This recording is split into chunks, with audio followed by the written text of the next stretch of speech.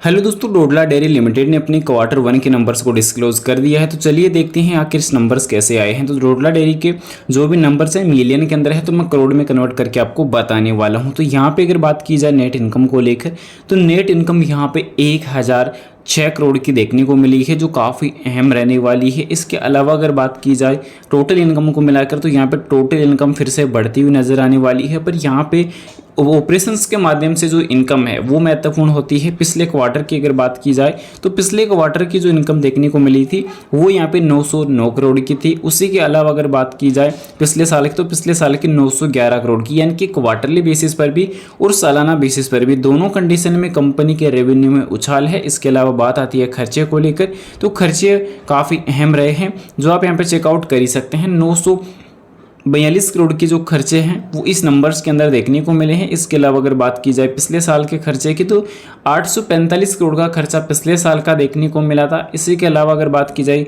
पिछले क्वार्टर में का 845 करोड़ का, और पिछले साल का देखने को मिला था 825 करोड़ का, यानी कि क्वार्टरली बेसिस पर भी और सालाना बेसिस पर भी दोनों कंडीशन में कंपनी के खर्चे में बढ़ोतरी देखने को मिली है। तो ये इंपॉर्टेंट देखने को रहा है डेटा। और वहीं अगर हम बात करें कंपनी के प्रॉफिट को लेकर, तो प्रॉफिट काफ़ी इंपॉर्टेंट है, जो यहाँ पे देख सकते हैं कि 63 करोड़ का प्रॉफिट इस क्वार्टर वन के नंबर्स के अंदर देखने को मिला है।